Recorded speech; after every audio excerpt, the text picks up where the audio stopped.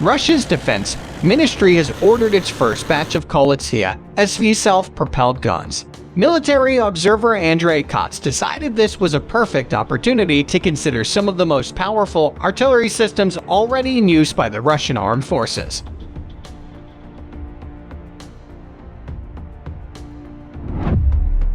The military will receive its first batch of Kolizhia SV starting in 2020. With a 16-round-per-minute firing, GLONASS S-guided 152.4mm shells, and a range of up to 70 kilometers, the Kolizhia SV will replace the M-style 152.4mm self-propelled howitzer, an impressive system in its own right.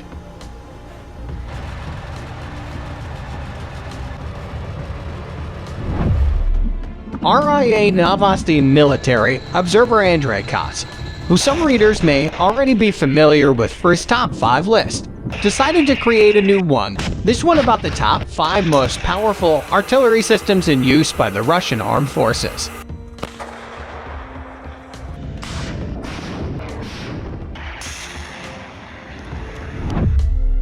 Pion and Malka. The first artillery system on Kotz listed the Pion, Tini, NATO reporting name M1975. A powerful, large-caliber self-propelled artillery piece developed during the Cold War.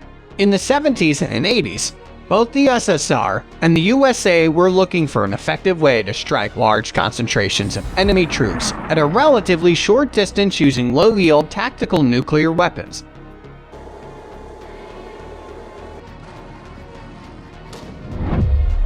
In our country, the weapon that could achieve this was the 203mm 27 Pion self-propelled gun, and its later modification, the 27M Malka, Kotz wrote.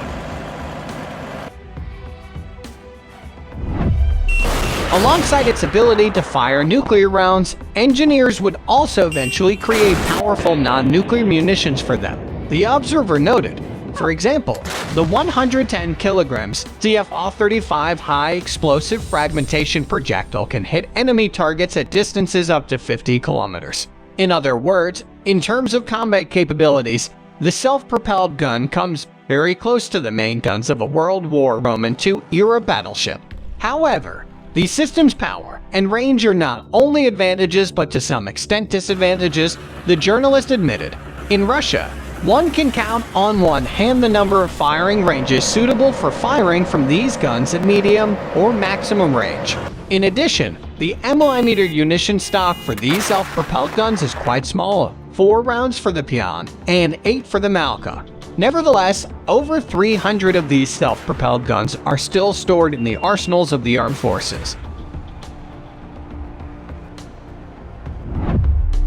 Tulpan. The Tusver Tulpan Tulip self-propelled mortar, which NATO also designated the M1975, first entered service with the Soviet military back in the 70s, but according to Kotz, still packs a wallop powerful enough to prevent it from being retired.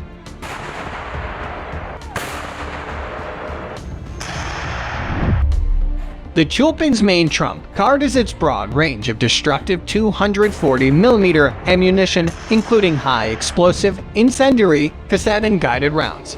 In the Soviet era, these guns could even fire 2-kiloton neutron and nuclear rounds. The mortar throws its rounds toward the target, its design allowing it to destroy enemy targets hidden in trenches and fortifications. Furthermore, it can be fired from a closed position, making it much more difficult to detect. The Tulpan received its baptism by fire in the Soviet-Afghan War. Its high mobility allowed it to move along rough terrain on par with other armored vehicles, while its powerful gun allowed it to destroy targets on the opposite side of mountain slopes, in gorges and other hideouts. Its high-explosive 240mm rounds would effectively destroy enemy firing points among boulders, caves, and fortresses.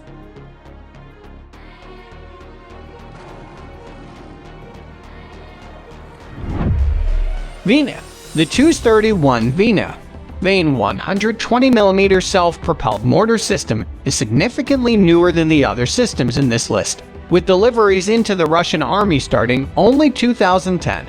Kotz recalled that this system was developed after the war in Afghanistan, where the S-29, Russian acronym for Newest Ordnance of Ground Artillery Lightweight Air-Droppable 120mm system used by the airborne troops proved itself valuable against the Mujahideen.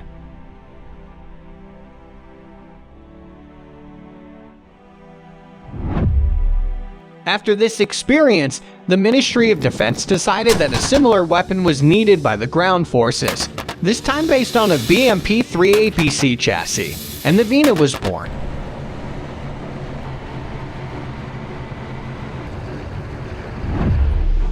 Apart from the chassis, the other key difference to systems is the Vina's high rate of automation.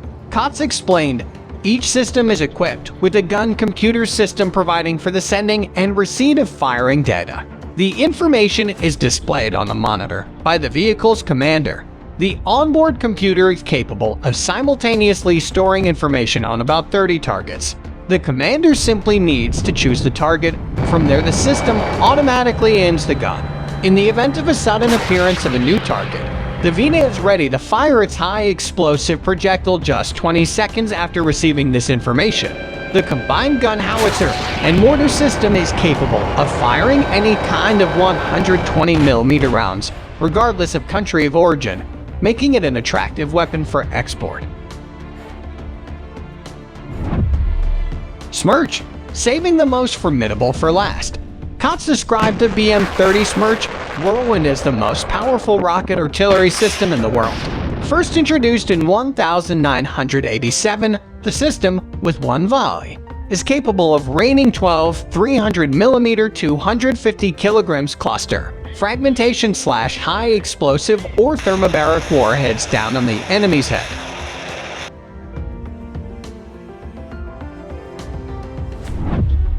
The lethal footprint of a Smerch burst is about 70 hectares, and its firing range varies from 20 and 90 kilometers.